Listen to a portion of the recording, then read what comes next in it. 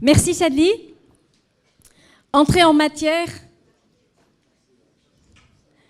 Merci Monsieur le Ministre, merci Monsieur le Directeur Général. Yessineji Essidier, merci beaucoup.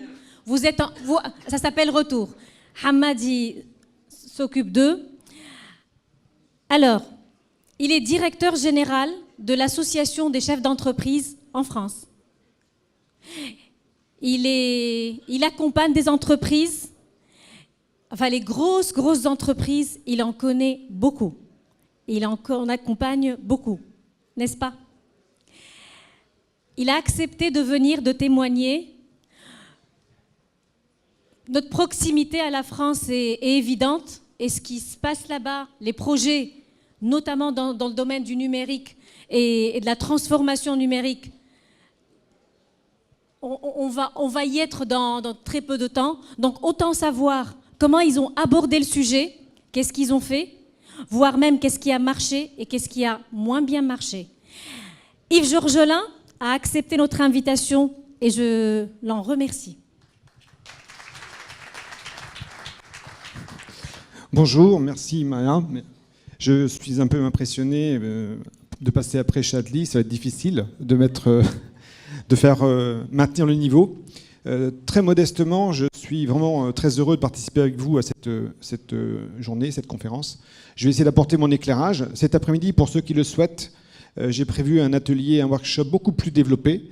Donc je vais vous donner quelques pistes, peut-être quelques retours d'expérience et aussi de ce que je vois en tant qu'à la fois observateur et acteur. Quelques mots me concernant, je n'ai pas de slide, il en été un peu long et je pense que je vais appliquer un livre que j'ai lu récemment et que je vous recommanderai à la fin. J'ai 2 ouvrages que je peux vous donner pour vos retours pour ceux qui rentrent en avion. Moi j'en ai pris un à l'aller, j'ai lu la moitié, je l'ai trouvé passionnant, je vous le dirai à la fin, et qui parle vraiment de ce qu'on vient d'évoquer à l'instant. Donc moi je m'appelle Yves Georgelin, je suis ingénieur de l'informatique à l'origine. Alors j'ai démarré dans les années 92, ingénieur en temps réel, en informatique temps réel, et on était des ingénieurs de l'IoT. Donc l'IoT, aujourd'hui on en parle comme étant partout. En vérité, l'informatique numérique, c'est jamais que l'électronique, devenue aujourd'hui miniaturisée à fond, hyper connectée. Derrière toutes ces technologies, il ne faut pas l'oublier, il y a l'électronique. Et c'est aujourd'hui un peu la revanche d'ailleurs des électroniciens dans l'histoire, hein, parce qu'on associe aujourd'hui les transformations numériques à l'omniprésence à tous les niveaux d'objets connectés. On va le voir tout à l'heure, Chadli l'a très bien présenté. C'est une révolution extraordinaire, parce que si on parle de data aujourd'hui, faut se rendre compte qu'on a chaque année dans le monde, on double chaque année en ce moment, je ne sais même pas si doubler suffit, mais on double chaque année la masse des données qui existent dans le monde. C'est une révolution exceptionnelle, on n'a jamais vu ça. Même s'il y a encore 20 ans, 30 ans, et on en parlait d'ailleurs avec un de mes confrères, collègues hier, les algorithmes n'ont pas changé fondamentalement. Sauf que là où on mettait des jours, des mois, des années à développer un logiciel il y a quelques années, il y a 10 ans, on avait des équipes informatiques colossales. Aujourd'hui, vous avez des robots, des automates. On appelle ça des frameworks. En fait, grosso modo, l'open source aussi a développé considérablement des solutions qui ont modifié et transformé l'informatique. Donc mon propos n'est pas sur ce sujet, on y reviendra cet après-midi pour ceux qui le souhaitent. Mon propos, c'est d'éclairer un petit peu, finalement, ce que je perçois dans les entreprises, dont je suis le représentant. L'AFIA est une association qui a été créée il y a 25 ans par une dizaine de grandes entreprises qui voulaient recruter des informaticiens. À l'époque, c'était l'avant 2000. Ils ont créé leur structure parce qu'ils étaient passionnés par la transmission des connaissances, sujet très important, et la formation de leurs futures compétences. Ils ont créé notamment des filières en apprentissage, parce que l'apprentissage était dans leur gène, et ils ont développé les MIAGE en apprentissage. Alors je dis ça parce qu'ici en Tunisie, aussi au Maroc, nous avons des partenariats qui marchent très très très bien avec des universités qui aujourd'hui collaborent avec nous, et j'y viendrai tout à l'heure, qui ont mis aussi ensemble en commun plein de savoirs, au-delà des savoir-faire pédagogiques, et on se rend compte aujourd'hui qu'on peut se former évidemment n'importe où, n'importe quand, n'importe comment, et ainsi de suite. Là aussi, c'est une révolution fantastique qui arrive et qui est un nouveau mode, finalement, d'acquisition de connaissances et de développement personnel. L'association AFIA, c'est aujourd'hui une douzaine d'entreprises, dont Électricité de France, EDF, dont Société Générale, dont AXA, mais aussi Soprasteria, Capgemini. Donc à la fois des très grandes entreprises industrielles historiques ou de services, et aujourd'hui des entreprises évidemment très très engagées dans l'innovation, dans le développement, des prestataires au sens entreprises de services numériques, mais qui sont aujourd'hui dans une croissance internationale folle. Nous essayons de les accompagner en tant qu'Afia, à la fois pour recruter leurs talents, et quand je dis ça, c'est l'objet de l'atelier cet après-midi, c'est une vraie guerre des talents dans le numérique, une crise des talents, ici en Tunisie, mais de façon générale dans les pays que vous avez cités tout à l'heure. Nous avons aujourd'hui beaucoup d'appétence, beaucoup d'envie de venir, de rejoindre, en particulier mes écoles, parce que voilà, on imagine bien l'envie de rejoindre ces emplois, ces entreprises. Cette crise des talents, elle est extrêmement aiguë. Cette année, en France, il faut recruter 50 000 ingénieurs, experts, talents du numérique. On ne les forme pas. Donc on apprend à les former autrement. Là aussi, c'est une révolution. En France, nous avons développé un concept, nous sommes aujourd'hui porteurs de cette école aussi avec d'autres, ce qu'on appelle la grande école du numérique. Donc aujourd'hui, toute personne finalement peut rentrer dans les métiers du numérique dès lors qu'il a envie d'apprendre, dès lors qu'il sait apprendre, et dès lors qu'il va accepter d'apprendre aussi autrement. Donc on est en train de faire tomber toutes les barrières pour finalement accéder à ces emplois qui sont aujourd'hui très vastes, et si on a un peu de temps, on en parlera cet après-midi avec vous, qui vont justement du développement web, mais aussi jusqu'à l'ingénieur, data scientist, aujourd'hui, qui sont très recherchés. Donc cette première partie, c'est la crise des talents. On a aujourd'hui dans les entreprises une véritable inquiétude très forte des DRH, vous êtes des DRH pour la plupart d'entre vous, pour comment je peux développer ma marque employeur, comment je peux être attractif, comment je décode les modes aujourd'hui de communication avec ces jeunes ou moins jeunes, et comment je peux les faire venir dans mon entreprise. C'est mon quotidien, c'est notre quotidien. Nous avons aujourd'hui plus de 1000 jeunes en alternance dans notre centre de formation, et on est dans une compétition incroyable. Nos entreprises les embauchent 6 mois avant la fin de la sortie. 70% de mes jeunes changent d'entreprise à la fin de leur alternance. Donc on est dans une mutation, dans une accélération finalement de cette course au talent. Premier point donc sur ce sujet aujourd'hui, on a aussi sur ce talent un changement générationnel incroyable. Si vous venez à ce workshop cet après-midi, j'ai prévu d'échanger avec vous sur l'observation qu'on fait avec des associations aussi, avec un laboratoire, 2 laboratoires de recherche, alors peut-être un peu prétentieux recherche, mais en tout cas d'observation, qui étudient, accompagnent, suivent des jeunes dans leur finalement évolution. On s'intéresse beaucoup aux millennials. Tout le monde sait ce que c'est que les millennials dans la salle? Les milléniaux, pardon, milléniaux. J'ai un petit peu. Ce sont les jeunes qui sont nés entre 1980 et 2000. Alors on est encore jeune quand on a 36 ans, hein. Mais ça commence à la limite haute. Ces millennials, quand on a vu tout à l'heure les applications que Chani nous a brillamment commentées, n'ont connu que le numérique. Que le numérique. Ils sont nés avec les premiers téléphones, les premiers iPhones. Ils ont vu arriver Google. Révolution fantastique. Et puis, ces dernières années, ça s'accélère. Twitter, Snapchat, Instagram, et puis toutes ces applications aujourd'hui qui sont omniprésentes. Ils ne savent pas apprendre autrement. Ils ont un choix de solutions. La connaissance est partout. Ils sont nés comme ça. Dans les entreprises, ils n'attendent plus les mêmes choses. Vous verrez dans cette étude, si vous avez le souhait de la travailler, on a travaillé sur les profils des millennials. Qu'est-ce qu'ils attendent? Comment les faire venir? Comment les manager? On a une crise, deuxième partie donc, de mon intervention, c'est comment dans l'entreprise, la grande entreprise, je suis confronté à la fois à ces nouveaux talents qui rentrent dans l'entreprise, que je vais chercher parfois à prix d'or, dont j'ai absolument besoin pour accompagner ma mutation, pour être compétitif, pour développer l'innovation, pour accompagner la transformation numérique de l'entreprise, y compris dans les plus grandes entreprises. EDF en France est le premier producteur d'électricité, et c'est le premier producteur de données. Parce qu'évidemment, toute la donnée d'EDF aujourd'hui, qui remonte par les compteurs Linky, et ainsi de suite, ça devient, on sait exactement comment vous consommez votre énergie. Et son métier demain, son business, c'est de vous vendre l'énergie dont vous avez besoin au bon moment. Et la bonne énergie, c'est-à-dire en plus celle que vous avez envie d'acheter, ainsi de suite. Donc vous imaginez bien que là aussi, la data dans un groupe comme EDF est considérable.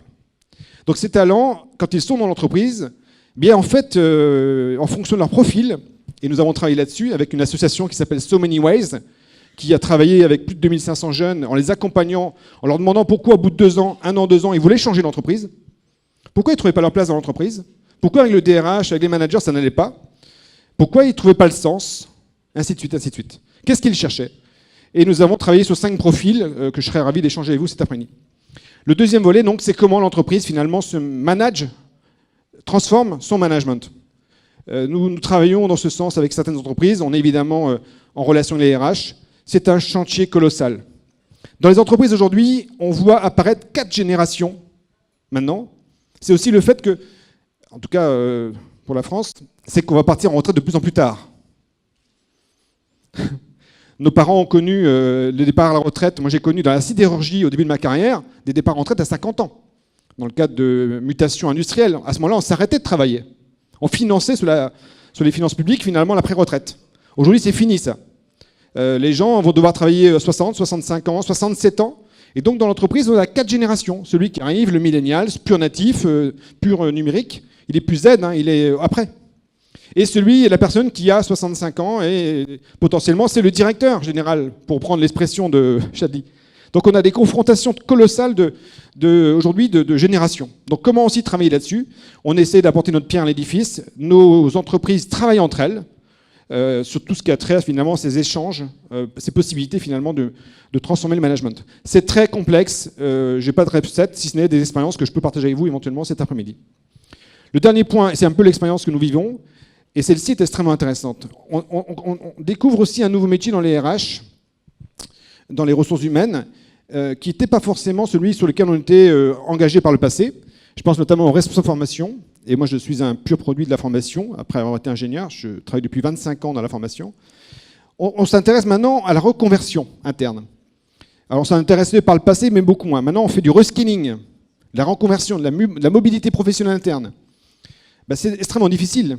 Et c'est le témoignage en particulier que j'ai aujourd'hui à vous partager. Nous travaillons dans quelques entreprises qui ont décidé d'investir considérablement, parce qu'elles n'ont pas le choix, pour transformer des ingénieurs d'hier ou des gestionnaires d'hier surtout, des personnes qui ont par exemple des compétences en compta, en gestion, je pense à l'assurance aussi, des métiers qui n'existent plus ou presque plus, et qui vont devenir demain des data analysts, des data scientists, des experts cloud, des ingénieurs en système, que dis-je, dans tous les outils, toutes les solutions digitales.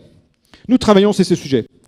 J'ai une expérience en cours avec plusieurs entreprises pour amener des salariés qui ont 40, 45 ans. Jusqu'à présent, tout allait bien. Puis là, on leur a dit en quelques années, c'est venu très vite, très très vite. En 3, 4 ans, 5 ans, d'un seul coup, la GPEC s'est modifiée. Bah, ton emploi, en fait, il n'est pas pérenne. Je suis ton manager, moi je te le dis, enfin, déjà moi, mon emploi à moi, il n'est pas pérenne. Et donc ça vient de la DRH, ça vient de la DG, ou ça vient d'une transformation de l'entreprise. Quand un groupe comme Accor voit arriver en moins de 5 ans un concurrent qui au niveau monde pèse plus lourd que lui, vaut plus cher que lui, et n'a aucune chambre, aucun hôtel, eh bien le groupe Accor, il a une révolution qui n'est pas une révolution numérique, hein, il a juste un problème de survie. Et donc ces entreprises, toutes, je prends l'exemple de Accor parce que Uber, Accor, c'est une transformation incroyable, mais je ne sais pas si parmi vous certains le savent, Accor a développé ce qu'ils ont appelé un CODIR Shadow. Donc un comité de direction générale Shadow, fantôme, composé que de millennials. Et donc aucune décision n'est validée par le COMEX de Accor sans que ces décisions aient été confrontées à des jeunes, si vous parlez jeunes, en tout cas des personnes experts dans l'entreprise, passionnés, engagés, qui ne raisonnent que numérique et digital. C'est une transformation aussi, là aussi on voit dans le process de décision. Ça s'organise de plus en plus dans les entreprises. Pour revenir au sujet, aujourd'hui, nous avons une confrontation très très forte entre finalement des personnes qui n'ont pas vu arriver dans leur métier et qui étaient dans des logiques de stabilité, dans les grands groupes en particulier, qui n'ont pas vu arriver cette révolution industrielle, révolution numérique, cette transformation de leur métier, avec cette transformation qui s'impose à eux et qui en quelques années vont devoir changer de métier. L'entreprise aujourd'hui ne peut plus se permettre de mettre à la porte, de sortir les personnes, ça coûte trop cher, souvent. Les modalités d'accompagnement sont en train de disparaître. En France, on vit aussi une transformation de la formation professionnelle. Il y a moins d'argent et l'entreprise doit finalement investir par elle-même. C'est aussi une transformation fondamentale. Donc on travaille là-dessus. C'est à la fois passionnant parce qu'il faut embarquer et en même temps créer des pédagogies particulières. On n'apprend pas de la même façon. On doit utiliser à fond le digital learning, le blended learning, les solutions online. Là aussi, révolution considérable. Tout est en ligne, mais c'est pas facile d'apprendre en ligne quand j'ai jamais appris en ligne. C'est pas facile d'apprendre sur une plateforme web alors que j'ai jamais fait ça et puis finalement j'aime pas ça finalement. Bon. Donc on doit faire cet accompagnement. On voit des projets majeurs naître dans ce domaine et pour terminer mon propos, ce qui est assez pour nous passionnant, c'est l'hybridation aussi que l'on met en œuvre. C'est-à-dire la capacité à créer avec du mentorat, avec des solutions digitales de formation très différentes, avec des parcours très originaux, très innovants, des écoles, des campus, des universités d'entreprises professionnelles, des plateformes mixtes où on va faire travailler ensemble des jeunes pousses avec des personnes plus anciennes et créer par l'innovation, par le projet, par justement la capacité à entreprendre dans l'entreprise, finalement amener ces personnes à redevenir dans l'entreprise acteurs de l'entreprise et pas simplement la subir. Donc le numérique, c'est aussi une transformation profonde du management dans l'entreprise, profonde en termes d'innovation pour ceux qui s'intéressent évidemment au domaine de la formation, à la transmission des connaissances, au mentorat, et évidemment une transformation fondamentale en cours pour les RH, les DRH, et puis tous ceux qui s'intéressent à la formation et les managers au premier rang. Voilà, je voulais vous apporter un peu cet éclairage. C'est beaucoup trop court d'y passer, de tout aborder. Mais je serais ravi d'approfondir le sujet cet après-midi pour que ceux qui le souhaitent dans le workshop sur notamment qu'attendent les millennials dans l'entreprise à l'ère du numérique et comment les manager dans une entreprise aujourd'hui orientée et tournée vers l'innovation. Merci à vous.